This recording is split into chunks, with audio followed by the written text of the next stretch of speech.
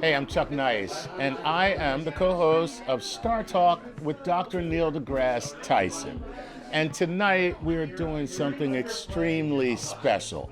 On Startalk, we do science and comedy. Tonight, we're doing comedy and science. The idea for tonight is Neil deGrasse Tyson will join me on stage, and we will have jokes, and then Neil will break down the science behind the jokes as opposed to just the science of comedy. Because the truth of the matter is, you don't care why you laugh, you just want to laugh. So if something is funny, that's your response. But what you'll also find out is the science behind the joke itself, and that's what makes this unique. What is the purpose of tonight? Well, I have a comedy special. It's called Chuck Nice Just Smart Enough.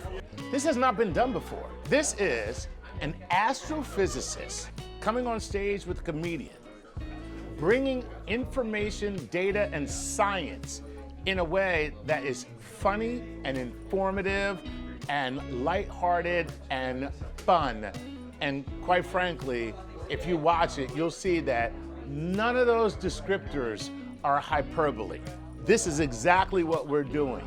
If you ever hated school, if you ever hated science, if you ever hated a teacher, this is the show you need to watch to wipe away all that ugliness and understand that learning is amazing, science is magic, and I am really funny.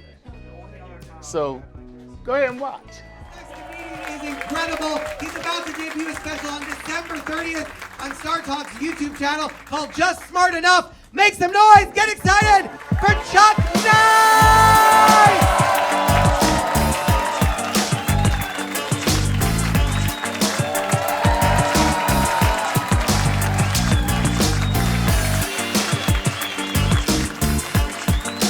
Right on, right on, right on. What's up, what's up?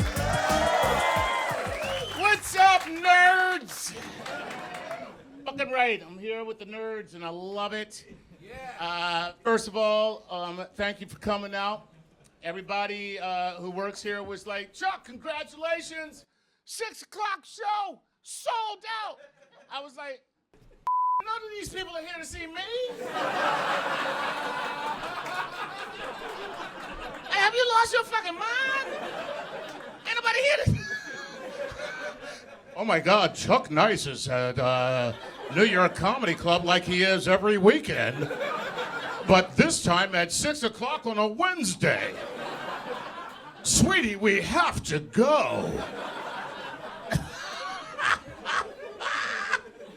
First of all, it's so great to see 6 o'clock on a Wednesday, all these people out here in support of science. I know every one of you here loves science.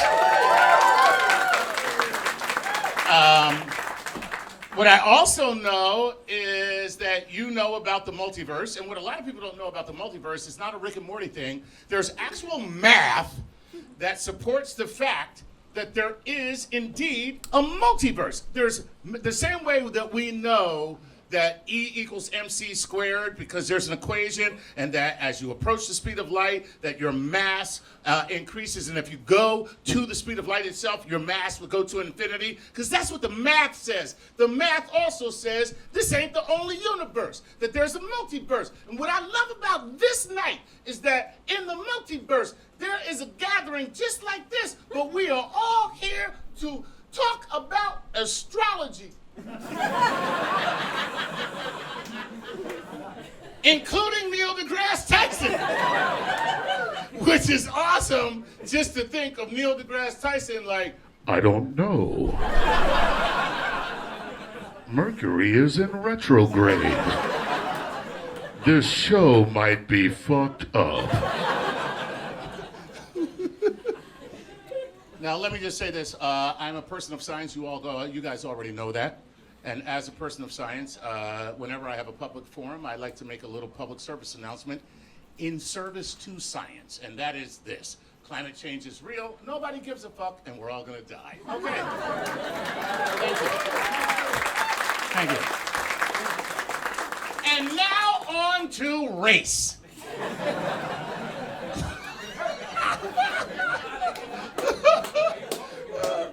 It's so funny. You know, I make that as a joke, but the truth of the matter is, if we looked at race from a scientific standpoint, we'd have a much easier time of it, believe it or not, because there is a scientific way to look at race, and that's how I look at it. I do not look at it through the lens of my emotions.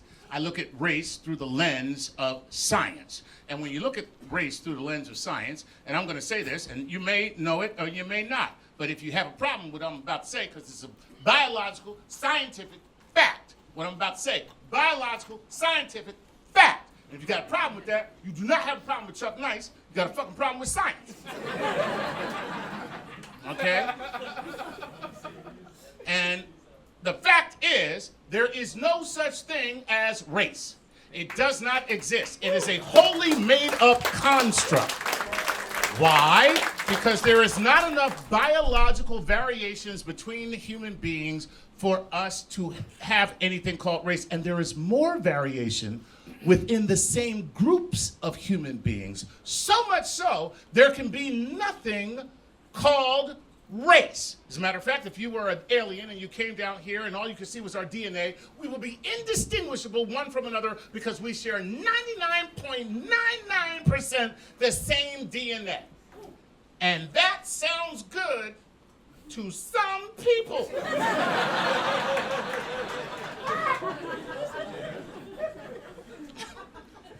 But unfortunately, the very infinitesimal differences that we do have all show up on the outside where we can fucking see them.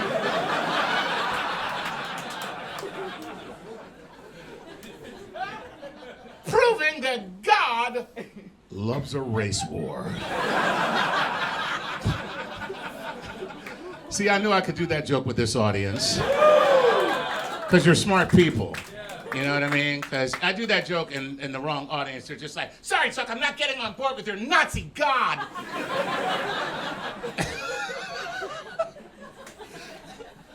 But it's true, there is no such thing as race. Race is not real. Unfortunately, racism is another wholly made up construct, okay? And look at the black dude, he's just like, yeah, man. But race not real, racism is. It's kind of like superheroes are not real, but Comic-Con is. That's kind of the relationship. Like superheroes are made up people who are dedicated to fighting injustice. And Comic-Con is real people who are dedicated to virginity.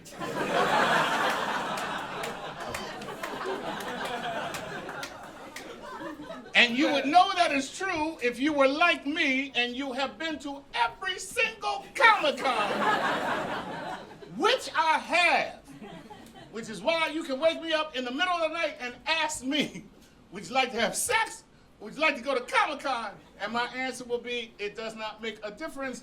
Either way, I am dressing up as Green Lantern.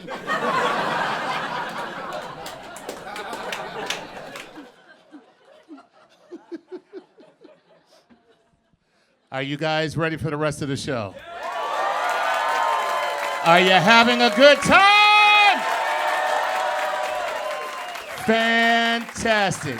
Well, the man I'm about to bring to the stage right now, you already know who he is. I'm just doing a little housekeeping right here, guys, as I do this. You already know who he is, and I am so happy that he has agreed to be here with me. I am his co-host, and he is my boss, and we do a little show called Startalk together.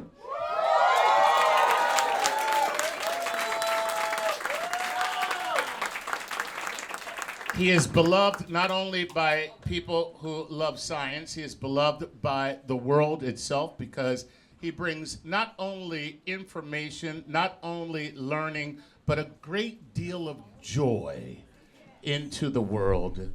And I am so proud to have him here with me. And the rest of our Star Talk family is here too. Helen, Gary, and Alex are over in the back there. Give them a round of applause.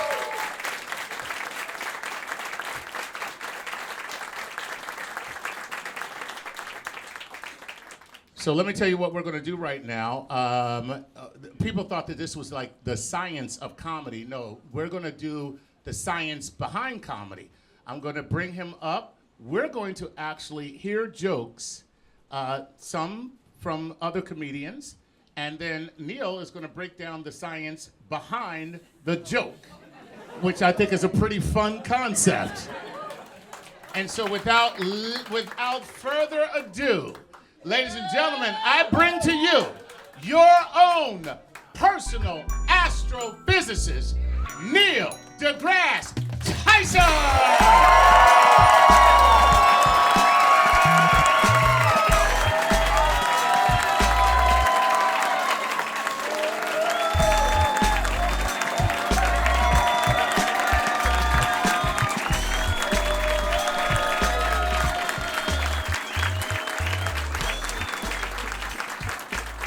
So I put Neil, they said, do you need 2 high chairs? I said, no. Neil is so big that if you just put me on a stool, we're going to be the same size. No, yeah, I'll look up to you here. No, that's okay. I really don't, like, do you want a stool? I can just stand. Okay, It's called stand up. Stand up. Isn't that what it's called? All right, well, Yeah, let's do this. we're going to be standing for about, That's all I can handle. man. That's very cool. And just so you know, this is the first time I've ever performed in front of a brick wall. Yes. This is my first. So you know why all comedy backdrops are brick walls? I have no traditional? idea. Because normally when the show is over, you just want to take your head and be like, God damn! So. Okay, now I understand. Nah. So anyway, Neil, here's the great thing about what we're going to do. Neil, by the way, ladies and gentlemen, is a huge connoisseur of comedy. Well, I'm a fan of your art. Yeah. And I think you carry the soul of civilization with you in your knowledge, wisdom, and insight into what we're all about. And without it, I don't want to live in that world without comedians. Wow, that is extremely flowery speech to describe dick jokes.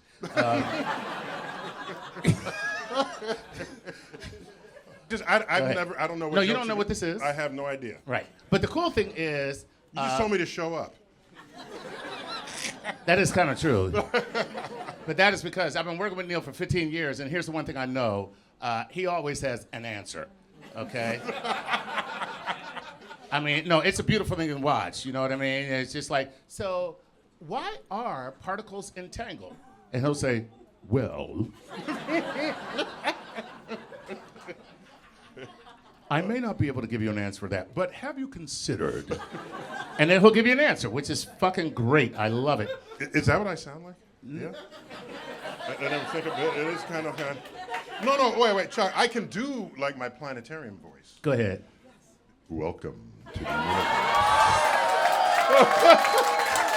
I could do that voice. It's an awesome voice, man. But. I know Morgan Freeman right now is like, I'm so glad that they didn't ask him. And. So anyway, the first joke is from a comedian who I actually know, but it's a very popular joke. It's online, and he is very confused by where we are in the universe. I'll just put it like that. And so, listen up. Life makes no sense. You're on a planet right now. You think you're in America. Zoom out.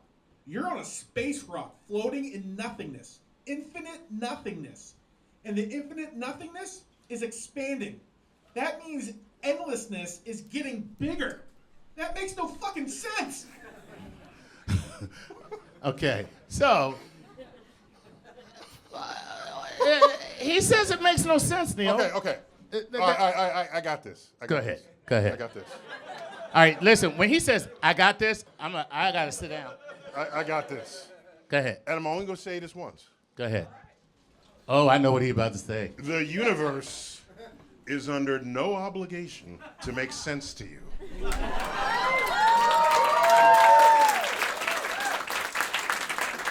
Our senses were forged in the Serengeti, trying to not get eaten by a lion, running up a tree, whatever. That does not include contemplating the cosmos.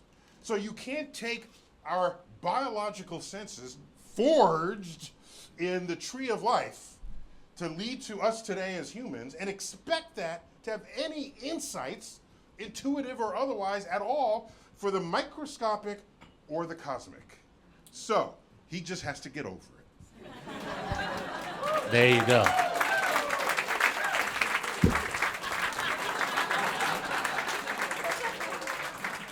It's fantastic. So, And the answer is yes, we are in a space that's getting bigger. Yes. And the emptiness of space is expanding. Yes. But what he didn't include in there is the stuff we don't yet know. Right. We don't know what we're expanding into. We don't know what was around before the Big Bang. Right. These are frontier questions that we have top people working on, and that's what science is. You can't go to science and say, you don't understand that, so therefore all of science is wrong. We don't understand that because that's the frontier. That's the whole point of what we're doing. So just.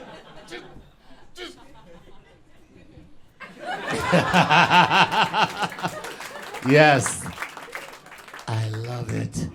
Okay. All right. And so hopefully this comedian, you'll be able to help out, because here's another, same comedian, a different joke where he is perplexed by molecules. Like, molecules present a real problem for him, and they're just, it gives him quite a bit of consternation when he ponders any molecular structure. Okay? Bring it on. So listen up. Listen up.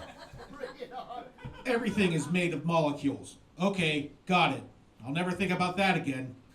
I'm made of molecules, you're made of molecules, the air between us, it's all made of molecules. That makes no fucking sense! These molecules know they're molecules. These molecules are like, hey, I'm Pete. That doesn't make any sense. This stool, it's made of molecules. The same molecules in my hand. In fact, some of the molecules in this stool went into me while I've been up here talking. And some that were in me have gone into the stool. And you know when I knock these molecules into these molecules, and we ask science, why don't they go through each other? You know what the answer is? We don't know. Doesn't make any fucking sense. Okay. Okay, I got. All right. I'm sure you got this. Okay. First of all, we do know why your hand does not pass through the stool. First of all, it's this stool and not the other stool, okay? The stool you Just sit- wanted to make that, because your hand would pass through some other stool. Just letting you know right now, you want to knock on it, that's a whole nother... the stool you sit on, not poop out. Right. Okay, fine. Okay. So, just to make it clear. So, once again, the universe is, I didn't want to have to repeat this, is under no obligation to make sense to us. To his, not credit, to toss him a bone. Okay. It was not until the 20th century where the existence of atoms was even experimentally established. Right. So this whole idea of atoms, forget the atomic theory from ancient Greece, that was not, we didn't have evidence of that until like the 19-teens, 100 years ago. Wow. So his angst comes from a deep place within the history of our discovery of the world in which we live. So you're saying he's as smart as an ancient Grecian. And so if you take a baseball stadium and take a kernel of popcorn, stick it in the middle, that is the nucleus of an atom, and the stands and all around it is where the electrons orbit. So atoms are mostly empty space. So when he said, why doesn't my hand made of atoms and molecules pass through his chair made of atoms and molecules? Because he knows that they're mostly empty space. Right. However, Okay. there are forces at work everywhere. Forces, electromagnetic forces. Okay? Forces. It's a hoax. Electromagnetism is a hoax.